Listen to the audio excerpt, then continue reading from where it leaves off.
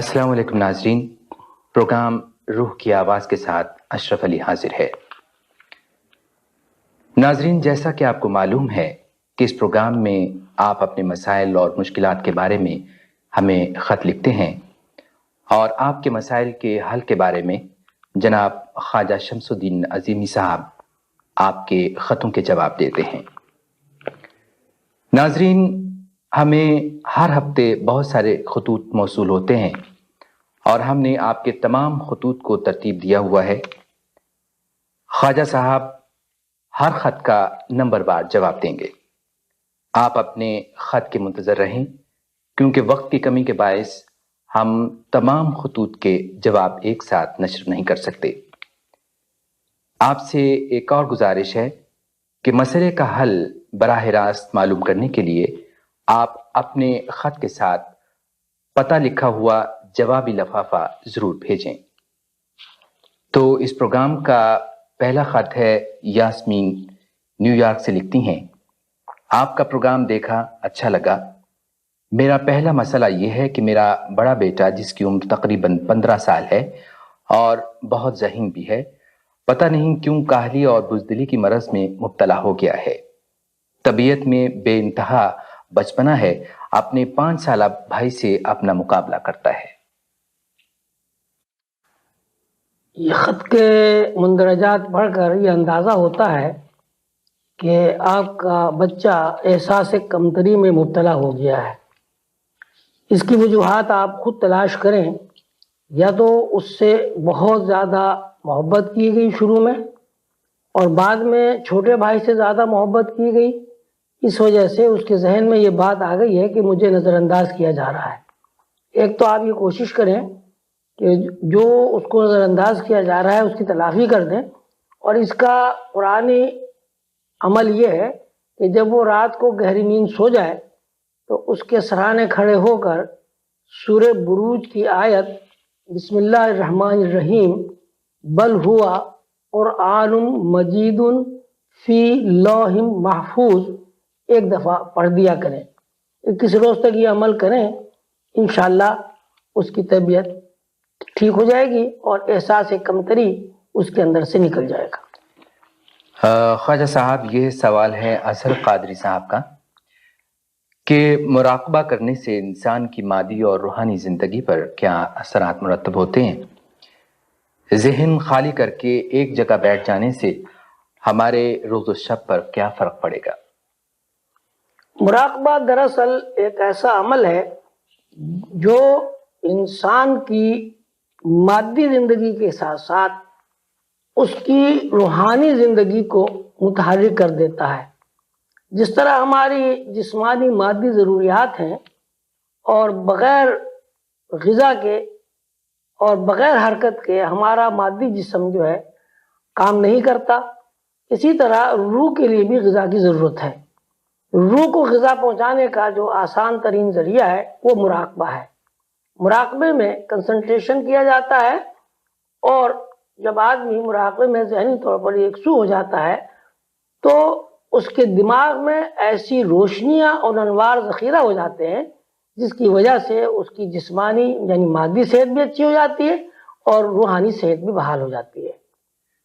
اور یہ خط ہے افتخار خان بروکلین سے لکھتے ہیں، قوت ارادی بڑھانے کا کوئی مؤثر عمل بتائیے۔ قوت ارادی یا ول پاور بڑھانے کا مؤثر طریقہ یہ ہے کہ آدمی جب کوئی کام کرے تو پہلے اس کے اوپر سوچ بچار کر لے، اور سوچ بچار کے بعد جو بھی فیصلہ کرے اس پر عمل کرے اور اس پہ ٹھہر جائے۔ اگر وقتی طور پر ناکامی بھی ہو تو اس ناکامی کی وجہ سے اس فیصلے کو نہ بدلے، اس فیصلے کے اوپر چلتا رہے اور یقین کے ساتھ کام کرتا رہے۔ روحانی نقطہ نظر سے یا حیو یا قیوم ایسا اسم ہے کہ چلتے پھرتے اٹھتے بیٹھتے وضو بغیر وضو اگر اس اسم کا یعنی یا حیو یا قیوم کا ورد کیا جائے تو بہت زیادہ ول پاور پیدا ہو جاتی ہے۔ جناب، یہ خط ہے بشرا مقصود صاحبہ کا، یہاں پردیس میں رہتے ہوئے ذہن پر یہ خوف مسلط رہتا ہے کہ رات کو کوئی ہمارے گھر میں گھس آئے گا، جس کی وجہ سے مجھے نیند نہیں آتی، حالانکہ میں رات کو سوتے ہوئے آیت الکرسی اور چاروں کل شریف بھی پڑھ کر سوتی ہوں۔ اس کے علاوہ مجھے محسوس ہوتا ہے کہ دماغ کی کوئی رگ پھٹ جائے گی۔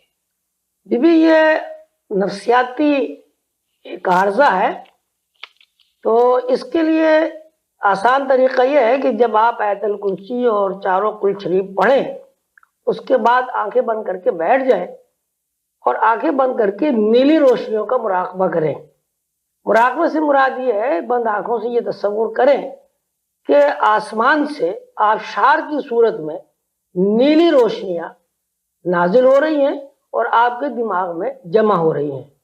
یہ عمل روزانہ 10 سے 15 منٹ تک کریں، انشاءاللہ 40 روز کے اندر اندر آپ کے اندر سے ڈر اور خوف نکل جائے گا اور یہ گھبراہٹ بھی آپ کی ختم ہو جائے گی۔ شکریہ خواجہ صاحب۔ یہ خط ہے طارق جمیل بروکلن سے، لکھتے ہیں پروگرام روح کی آواز سے لاکھوں بندگان خدا کو فائدہ ہوگا اور یہ پروگرام اس ملک کی ایک اہم ضرورت بھی ہے۔ میں اور میرے دوست خواجہ صاحب کی کتابیں پڑھنا چاہتے ہیں۔ خواجہ صاحب کی لکھی ہوئی کتابیں ہم کہاں سے حاصل کریں؟ جناب طارق جمیل صاحب، خواجہ صاحب کی تمام کتابیں آپ اس پتے پر آپ کو مل سکتی ہیں۔ پتہ ہے 1231 Surf Avenue, Brooklyn, zip code ہے 11224۔ اور جناب یہ خط ہے، لکھتے ہیں میرا نام محبوب اللہ خان ہے، مجھے امریکہ میں آئے ہوئے 2 سال ہو گئے ہیں، یہاں کالج میں تعلیم حاصل کی ہے، اچھے نمبروں سے کامیاب ہوا ہوں، چھوٹی سی نوکری ملی تھی، وہ بھی جنوری میں ختم ہو جائے گی۔ کوشش اور جدوجہد کے ساتھ اللہ کے کلام کا سہارا لینا چاہتا ہوں۔ کوشش اور جدوجہد سے جو بھی کام کیا جاتا ہے اللہ تعالیٰ اس کو قبول کرتے ہیں۔ اللہ تعالیٰ نے فرمایا ہے کہ وَالَّذِينَ جَاهَدُوا فِينَا لَنَهْدِيَنَّهُمْ سُبُلَنَا، کہ اللہ تعالیٰ کسی کی کوشش رائے گاہ نہیں جانے دیتے، کوشش کا نتیجہ ضرور نکلتا ہے۔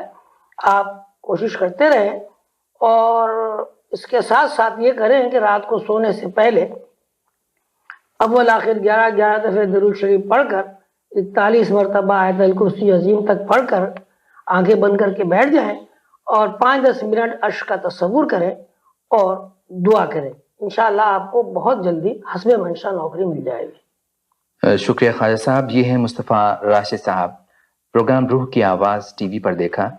میں گزشتہ 15 سال سے نیو یارک میں مقیم ہوں، ماہنامہ روحانی ڈائجسٹ کے ذریعے خواجہ صاحب سے متعارف ہوں۔ پروگرام روح کی آواز دیکھ کر میرے ذہن میں چند سوالات آئے ہیں، براہ کرم جواب عنایت فرما کر شکریہ کا موقع دیں۔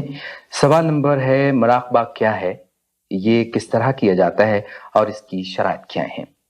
دوسرا سوال ان کا ہے، مراقبہ اور ذہنی سکون کا آپس میں کیا تعلق ہے؟ مراقبہ دراصل ایک اصطلاحی نام ہے اور اس کا مطلب ہے کسی نقطے پر ذہن کو مرکوز کرنا۔ اسلام میں سب سے اہم فریضہ نماز ہے۔